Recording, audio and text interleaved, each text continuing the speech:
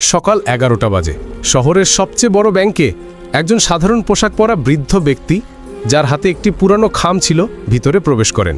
তিনি ব্যাংকে ঢুকতেই ভিতরে উপস্থিত সব গ্রাহক এবং ব্যাংক কর্মচারীরা তাকে অদ্ভুত দৃষ্টিতে দেখতে শুরু করেন। এই বৃদ্ধ ব্যক্তির নাম ছিল রামপ্রসাদজি। রামপ্রসাদজির এক হাতে লাঠি ছিল এবং অন্য হাতে সেই পুরানো খাম। তিনি ধীরে ধীরে গ্রাহকদের জন্য তৈরি কাউন্টারের দিকে এগিয়ে যান। এই কাউন্টারে একজন মহিলা কর্মচারী বসেছিলেন, যার নাম ছিল কবিতা। ব্যাংকের ভিতরে উপস্থিত প্রত্যেকের দৃষ্টি রামপ্রসাদজির ওপর স্থির ছিল। ধীরে ধীরে রামপ্রসাদজি কবিতার কাছে পৌঁছান এবং খুব বিনয়ের সাথে বলেন, দেখো মা, আমার অ্যাকাউন্টে কিছু গোলমাল হয়েছে, এটা ঠিকমতো চলছে না। এই বলে রামপ্রসাদজি খামটি কবিতার দিকে এগিয়ে দেন। কিন্তু কবিতা রামপ্রসাদজির পোশাক দেখে তাকে মূল্যায়ন করে বলেন, বাবা, আপনি ভুল ব্যাংকে চলে এসেছেন না তো? আমার মনে হয় না আপনার অ্যাকাউন্ট এই ব্যাংকে আছে। তখন রামপ্রসাদজি শান্তভাবে বলেন, মা, তুমি একবার দেখে নাও, হয়তো আমার অ্যাকাউন্ট এই ব্যাংকেই আছে। কবিতা খামটি নিয়ে বলেন, বাবা, এটা দেখতে একটু সময় লাগবে, আপনাকে কিছুক্ষণ অপেক্ষা করতে হবে।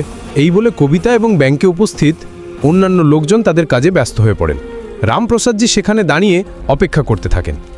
কিছুক্ষণ অপেক্ষার পর তিনি আবার বলেন, মা, তুমি যদি একটু ব্যস্ত থাকো তাহলে ম্যানেজারকে ফোন করে দাও, আসলে আমার তার সাথেও কিছু কাজ আছে, আমি তার সাথে কথা বলিনি। এরপর কবিতা অনিচ্ছা সত্ত্বেও ফোন তুলে ম্যানেজার দামোদরের কেবিনে ফোন করেন। তিনি ম্যানেজারকে জানান যে একজন বৃদ্ধ ব্যক্তি তার সাথে দেখা করতে চান। ম্যানেজার দামোদর দূর থেকে রামপ্রসাদজিকে দেখেন। রামপ্রসাদজি খুবই সাধারণ দেখতে ছিলেন। ম্যানেজার দামোদর ফোনে কবিতাকে জিজ্ঞাসা করেন, এই ব্যক্তি কি আমাদের ব্যাংকের গ্রাহক, নাকি এমনি এসে পড়েছেন? কবিতা বলেন, স্যার, এটা তো আমি জানি না, কিন্তু তিনি আপনার সাথে দেখা করার কথা বলছেন। তখন ম্যানেজার দামোদর বলেন, এই ধরনের লোকদের জন্য আমার কাছে সময় নেই, তুমি এদের বসিয়ে দাও, কিছুক্ষণ বসে দেখে চলে যাবেন। ম্যানেজার দামোদরের নির্দেশ অনুসারে কবিতা রামপ্রসাদজিকে ওয়েটিং এরিয়ায় বসিয়ে দেন। তিনি বলেন, বাবা, আপনি ওখানে বসুন, কিছুক্ষণ পর ম্যানেজার সাহেব ফ্রি হবেন, তারপর আপনার সাথে দেখা করবেন।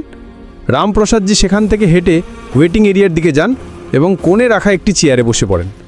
সবাই তখনও রামপ্রসাদজির দিকে তাকিয়েছিল, কারণ যারা এই ব্যাংকে গ্রাহক হিসেবে আসতেন তারা সবাই স্যুট বুট পরা ছিলেন, কিন্তু রামপ্রসাদজি সাধারণ পোশাক পরেছিলেন। দেখেই মনে হচ্ছিল না যে তার এই ব্যাংকে অ্যাকাউন্ট থাকতে পারে, কারণ এই ব্যাংকে ধনী লোকদের অ্যাকাউন্ট থাকতো। এই কারণে রামপ্রসাদজি সবার আকর্ষণের কেন্দ্রবিন্দু হয়ে ওঠেন এবং সবাই তাকে ঘুরে ঘুরে দেখছিল এবং তার সম্পর্কে নানা ধরনের কথা বলছিল। এই কথাগুলো রামপ্রসাদজির কানেও পৌঁছায়, কিন্তু তিনি এসব উপেক্ষা করে নিজের পালার জন্য অপেক্ষা করতে থাকেন। তিনি ভাবেন, কিছুক্ষণ পর ম্যানেজার আসবেন, আমি তার সাথে কথা বলে নেব। ব্যাংকের ভিতরে আরেকজন ব্যক্তি ছিলেন যিনি ছোট পদে কাজ করতেন, তার নাম ছিল মোহন। মোহন তখন বাইরে গিয়েছিলেন। তিনি ব্যাংকে ফিরে এসে দেখেন একজন বৃদ্ধ ব্যক্তি ওয়েটিং এরিয়ায় বসে আছেন, যার দিকে সবাই তাকিয়ে আছে এবং তার সম্পর্কে নানা কথা বলছে। কেউ তাকে ভিখারি বলছে, কেউ বলছে এই ব্যাংকে তার অ্যাকাউন্ট থাকার কথা নয়, সে এখানে কিভাবে এলো, এই ধরনের লোকদের কেন বসিয়ে রাখা হয়েছে, এই ধরনের কথা চলছিল। মোহন এসব কথা শুনে ফেলেন। এরপর মোহন সরাসরি রামপ্রসাদজির কাছে গিয়ে সম্মানের সাথে জিজ্ঞাসা করেন, বাবা, আপনি এখানে কেন এসেছেন, আপনার কি কাজ? মোহনের এসব খুব খারাপ লাগে। তিনি বৃদ্ধ ব্যক্তির অবস্থা দেখে একটু বিচলিত হন এবং সেই কারণে তার কাছে জিজ্ঞাসা করতে চান। রামপ্রসাদজি মোহনকে বলেন, আমার ম্যানেজারের সাথে দেখা করতে হবে, তার সাথে আমার কিছু কাজ আছে। এই কথা শুনে মোহন বলেন, ঠিক আছে বাবা, আপনি এখানে একটু অপেক্ষা করুন, আমি এক্ষুনি ম্যানেজারের সাথে কথা বলে আসছি। এরপর মোহন ম্যানেজার দামোদরের কেবিনে যান এবং বৃদ্ধ ব্যক্তির কথা বলেন। কিন্তু ম্যানেজার দামোদর ইতিমধ্যেই সে বৃদ্ধ ব্যক্তির সম্পর্কে জানতেন এবং বলতে শুরু করেন, আমি জানি, আমিই তাকে ওখানে বসিয়েছি, কিছুক্ষণ বসে থেকে চলে যাবেন। এরপর ম্যানেজার দামোদর মোহনকে অন্য কাজের কথা বলেন এবং বলেন, তুমি তোমার কাজ করো, এই বিষয়ে তোমার কোনো দরকার নেই। এখন মোহন অন্য কাজে ব্যস্ত হয়ে পড়েন এবং ধীরে ধীরে সেই বৃদ্ধ ব্যক্তি সেখানে বসে প্রায় 1 ঘন্টা কাটিয়ে দেন। 1 ঘন্টা ধৈর্য ধরে থাকার পর তিনি আর এই বিষয়টা সহ্য করতে পারেন না। তিনি উঠে দাঁড়ান এবং ম্যানেজার দামোদরের কেবিনের দিকে এগিয়ে যান। তিনি যখন ম্যানেজার দামোদরের কেবিনের দিকে যাচ্ছেন, ম্যানেজার দেখেন যে সেই বৃদ্ধ ব্যক্তি তার কাছে আসছেন। তিনি তৎক্ষণাৎ কেবিন থেকে বেরিয়ে এসে বৃদ্ধ ব্যক্তির সামনে দাঁড়ান এবং উদ্ধতভাবে জিজ্ঞাসা করেন, হ্যাঁ বাবা, বলুন আপনার কি কাজ? রামপ্রসাদজি খামটি এগিয়ে দিয়ে বলতে শুরু করেন, বাবা, এটা দেখো, আমার ব্যাংক অ্যাকাউন্টের বিবরণ এর মধ্যে আছে, আমার অ্যাকাউন্ট থেকে কোনো লেনদেন হচ্ছে না, আপনি দেখে বলুন এতে কি সমস্যা? এই কথা শুনে ম্যানেজার দামোদর কিছুক্ষণ ভেবে বলেন, বাবা, যখন কোনো ব্যাংক অ্যাকাউন্টে টাকা না থাকে তখন এমনই হয়, আমার মনে হয় আপনি আপনার অ্যাকাউন্টে টাকা জমা করাননি, তাই আপনার অ্যাকাউন্টের লেনদেন বন্ধ করে দেওয়া হয়েছে। এরপর বৃদ্ধ ব্যক্তি খুব বিনয়ের সাথে বলতে শুরু করেন, বাবা, তুমি একবার অ্যাকাউন্টটা চেক করে নাও, তারপর আমাকে কিছু বললে ভালো হবে। এভাবে তুমি কিভাবে বলতে পারো? তখন ম্যানেজার দামোদর হাসতে শুরু করেন এবং হাসতে হাসতে বলেন, বাবা, এটা বছরের বছরের অভিজ্ঞতা। আমি এই কাজ বছরের বছর ধরে করেছি। আপনার মতো লোকদের চেহারা দেখে আমি বলে দিতে পারি কে কেমন ধরনের মানুষ, কার অ্যাকাউন্টে কত টাকা জমা আছে। আপনার অ্যাকাউন্টে তো আমার কিছুই দেখা যাচ্ছে না। আমি চাই আপনি এখন এখান থেকে চলে যান। সব গ্রাহক আপনার দিকে তাকিয়ে আছেন। ব্যাংকের ভিতরে একটা আলাদা পরিবেশ তৈরি হচ্ছে। এরপর রামপ্রসাদজি সেই খামটি তার টেবিলে রেখে বলেন, ঠিক আছে বাবা, আমি চলে যাচ্ছি, কিন্তু এই খামে যা বিবরণ লেখা আছে তা একবার দেখে নিও। এই বলে রামপ্রসাদজি সেখান থেকে চলে যাওয়ার জন্য উদ্যত হন এবং যাওয়ার সময় দরজায় পৌঁছে হঠাৎ ফিরে বলেন, বাবা, এসব করার জন্য তোমাকে খুব খারাপ পরিণতি ভোগ করতে হবে। এই বলে রামপ্রসাদজি ব্যাংকের মূল দরজা দিয়ে বেরিয়ে যান এবং হেঁটে হেঁটে চলে যান। এরপর ম্যানেজার দামোদর যখন শুনলেন যে তাকে অনেক কিছু ভোগ করতে হবে, তখন তিনি একটু চিন্তিত হলেন, কিন্তু পরে ভাবলেন বুড়ো বয়সে এমনই বলে ফেলেছেন, কোনো সমস্যা নেই। ম্যানেজার দামোদর তার কাছে চলে যান। ইতিমধ্যেই টেবিলে সেই খামটি পড়েছিল যার মধ্যে বৃদ্ধ ব্যক্তির ব্যাংক অ্যাকাউন্টের বিবরণ লেখা ছিল। এরপর মোহন সেই খামটি তুলে নেন এবং তার কম্পিউটারের সার্ভারে লগ ইন করে খামে দেওয়া তথ্য অনুযায়ী খুঁজতে শুরু করেন। খুঁজতে খুঁজতে যখন পুরানো রেকর্ড পরীক্ষা করা হয়, তখন তিনি জানতে পারেন যে এই ব্যক্তি যিনি এসেছিলেন তিনি এই ব্যাংকের এক প্রকার মালিকই, কারণ ব্যাংকের 60% শেয়ার তারই। এই কথা শুনে তিনি খুবই অবাক হন এবং বিবরণটি আরও ভালোভাবে পড়তে শুরু করেন। বিবরণ পড়ে তিনি পুরোপুরি নিশ্চিত হন যে তিনিই এই ব্যাংকের মালিক। এরপর মোহন সেই রিপোর্টের একটি কপি বের করেন এবং কপি নিয়ে ম্যানেজার দামোদরের কাছে যান। ম্যানেজার দামোদর তখন তার কেবিনে একজন ধনী গ্রাহকের সাথে কথা বলছিলেন এবং তাকে নানা ধরনের স্কিম বোঝাচ্ছিলেন। এরপর মোহন কেবিনে প্রবেশ করেন। ম্যানেজার দামোদর তাকে ইশারায় জিজ্ঞাসা করেন, কেন এসেছো? এরপর মোহন ইশারায় বোঝান যে এটি সেই ব্যক্তির রিপোর্ট যাকে আপনি এভাবে চলে যেতে বলেছিলেন। আপনি এটা একবার দেখে নিলে ভালো হবে। এই বলে মোহন রিপোর্টটি ম্যানেজার সাহেবের টেবিলে রাখেন। কিন্তু তখন ম্যানেজার সাহেব তার গ্রাহকের কাছে কিছুক্ষণের জন্য ক্ষমা চেয়ে বলেন, দেখো ভাই মোহন, আমাদের কাছে এমন লোকদের জন্য সময় নেই। এরপর মোহন সম্মানের সাথে ম্যানেজার সাহেবকে বলেন, আপনি যদি এটা একবার দেখেন তাহলে খুব ভালো হবে। কিন্তু ম্যানেজার দামোদর রিপোর্টটি সামনের দিকে ঠেলে দিয়ে বলেন, আমি এটা দেখতে চাই না, এমন গ্রাহকদের প্রতি আমার কোনো আগ্রহ নেই। এই বলে তিনি রিপোর্টটি মোহনের দিকে এগিয়ে দেন এবং মোহন সেই রিপোর্ট নিয়ে তার কাজে লেগে যান।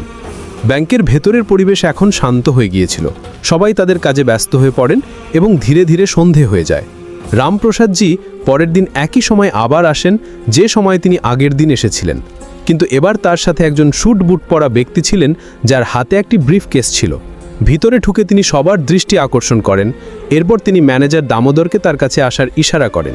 ম্যানেজার ভয়ে ভয়ে তার কেবিন থেকে বেরিয়ে রামপ্রসাদজির সামনে দাঁড়ান। তখন রামপ্রসাদজি ম্যানেজার দামোদরকে বলেন, ম্যানেজার সাহেব, আমি কি বলিনি যে এই কাজ তোমার জন্য খুব ভারী হবে? তুমি গতকাল আমার সাথে যা করেছো তা একদম সহ্য করার মতো নয়। এখন তুমি তোমার শাস্তি ভোগ করার জন্য প্রস্তুত হও। এই কথা শুনে ম্যানেজার দামোদর একটু হতভম্ব হয়ে যান। কিন্তু তারপর তিনি ভাবেন, এরা আমাকে কি শাস্তি দিতে পারে, আমার সাথে কি করতে পারে? এরপর রামপ্রসাদজি বলেন, তোমাকে ম্যানেজারের পদ থেকে সরিয়ে দেওয়া হচ্ছে এবং তোমার জায়গায় এই ব্যাংকে কাজ করা মোহনকে ম্যানেজার করা হচ্ছে, আর তোমাকে ফিল্ডের কাজ দেখতে হবে। এই কথা শুনে ম্যানেজার দামোদর হতভম্ব হয়ে যান এবং বলতে শুরু করেন, আপনি কে হন আমাকে এইভাবে সরিয়ে দেওয়ার? তখন রামপ্রসাদজি বলেন, আমাকে এই ব্যাংকের এক প্রকার মালিকই মনে করো, কারণ 60% শেয়ার আমার কাছে আছে। আমি চাইলে তোমাকে সরিয়ে দিতে পারি এবং অন্য কাউকে তোমার জায়গায় বসাতে পারি। এই কথা শুনে ব্যাংকের মধ্যে যত কর্মচারী ছিলেন এবং গতকাল ও আজ যে গ্রাহকরা এসেছিলেন তারা সবাই অবাক হয়ে রামপ্রসাদজির দিকে তাকাতে থাকেন। এরপর যে ব্যক্তি রামপ্রসাদজির সাথে এসেছিলেন তিনি তার স্যুটকেস খুলে একটি ডকুমেন্ট বের করেন, যেটি ছিল মোহনের পদোন্নতির। তাকে ব্যাংক ম্যানেজার করা হয়েছিল। এরপর আরেকটি চিঠি বের করা হয়, যেটি ম্যানেজার দামোদরকে দেওয়া হয় এবং বলা হয়, যদি তুমি ফিল্ডে ডিউটি করতে চাও তাহলে করো, কিন্তু ম্যানেজার হিসেবে তুমি এই ব্যাংকে থাকতে পারবে না। এই কথা শুনে ম্যানেজার দামোদরের ঘাম ঝরতে শুরু করে এবং তিনি তার গতকালের ভুলের জন্য বৃদ্ধ ব্যক্তির কাছে ক্ষমা চাইতে শুরু করেন। কিন্তু তখন রামপ্রসাদজি তাকে তুলে বলেন, কিসের জন্য ক্ষমা চাইছো, আর কেনই বা আমি তোমাকে ক্ষমা করব? তুমি আমার সাথে যে আচরণ করেছো তা আমাদের ব্যাংকের নীতির বিরুদ্ধে। তুমি কি কখনো এই ব্যাংকের নীতি পড়নি? এখানে গরিব ধনী কোনো ভেদাভেদ করা হবে না, সবাইকে একই তুলাদণ্ডে বিচার করা হবে। আসলে এই ব্যাংকটি রামপ্রসাদজি নিজেই প্রতিষ্ঠা করেছিলেন এবং তিনি আগেই ঘোষণা করেছিলেন যে এই ব্যাংকে কাউকে গরিব বা অতিরিক্ত ধনী মনে করা হবে না, সবার সাথে সাধারণ আচরণ করা হবে এবং যদি কোনো ব্যাংক কর্মচারী এমন কিছু করে তাহলে তার বিরুদ্ধে কঠোর ব্যবস্থা নেওয়া হবে। তাই রামপ্রসাদজি বলেন, আমি তোমার উপর দয়া করছি যে তোমাকে কাজ করার যোগ্যে রাখছি, নইলে আমি চাইলে তোমাকে এখান থেকে বরখাস্তও করতে পারতাম। তুমি আমার সাথে যা করেছো তা কারো সাথেই করা উচিত নয়। তোমার ব্যাংকে কাজ করা মোহন, যার হাতে কিছুই ছিল না, তবুও সে আমার কাছে এসে জিজ্ঞাসা করেছিল এবং আমার জন্য কিছু করতে চেয়েছিল, তাই এই পদের জন্য সে প্রকৃত হকদার, যাতে সে গ্রাহকদের ভালোভাবে বুঝতে পারে এবং তাদের পোশাক দেখে তাদের বিচার না করে। এই বলে রামপ্রসাদজি কবিতাকে ডাকেন এবং কবিতাকেও এই বিষয়ে তিরস্কার করেন। তিনি বলেন, আমি তোমার প্রথম ভুল মনে করে ক্ষমা করছি, কিন্তু ব্যাংকে যদি কেউ আসে তাকে তার পোশাক দিয়ে বিচার করবে না, তার সম্পর্কে ভালোভাবে দেখতে হবে। তুমি যদি আমাকে আজই সামলাতে তাহলে আমাকে ম্যানেজারের কাছে যেতে হতো না এবং আমাকে আরও অপমানের মুখোমুখি হতে হতো না। এরপর কবিতা হাত জোর করে ক্ষমা চাইতে শুরু করেন এবং বলেন, বাবুজি আমাকে মাফ করুন, আমার থেকে খুব বড় ভুল হয়ে গেছে, এবার থেকে এমন কিছু দেখতে পাবেন না।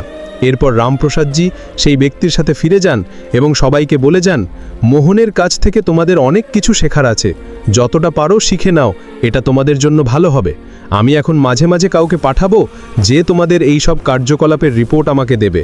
এই বলে রামপ্রসাদজি সেখান থেকে চলে যান এবং ব্যাংকের পুরো স্টাফ এই বিষয়ে আলোচনা শুরু করে এবং ভাবে যে এখন ভালোভাবে কাজ করতে হবে, নইলে পরের বার তাদের নম্বর এসে যেতে পারে। এই ভেবে পুরো ব্যাংক সংশোধিত হয়ে যায় এবং সবাই ভালোভাবে ব্যাংকে কাজ করতে শুরু করে। রামপ্রসাদজির এই কাণ্ড চারদিকে ছড়িয়ে পড়ে এবং সবাই সেই ব্যাংকের প্রশংসা করতে শুরু করে এবং বলে, মালিক হলে এমন হওয়া উচিত, নইলে না থাকাই ভালো। কারণ বেশিরভাগ মালিক তাদের ব্যাংক খুলে চলে যান, তারপর ম্যানেজার কী ধরনের কাজ করে বা কর্মচারীরা কী করে তাদের তাতে কোনো মাথা ব্যথা থাকে না। কিন্তু রামপ্রসাদজি তার মালিক হওয়ার পুরো দায়িত্ব পালন করেন এবং ব্যাংকের কর্মচারীদের একটি ভালো শিক্ষা দেন। বন্ধুরা, আজকের গল্প এই পর্যন্তই। অনেকেই নিয়মিত ভিডিও দেখেন কিন্তু এখনও সাবস্ক্রাইব করেননি। দয়া করে ভিডিওতে একটা লাইক দিয়ে চ্যানেলটি সাবস্ক্রাইব করুন। ভিডিওটা শেষ পর্যন্ত দেখলে কমেন্টে কমপ্লিট লিখে জানাও, যেন বুঝি কতজন সম্পূর্ণ দেখেছে। আপনি কোথা থেকে দেখছেন আর ভিডিওটা কেমন লাগলো সেটাও অবশ্যই জানাবেন।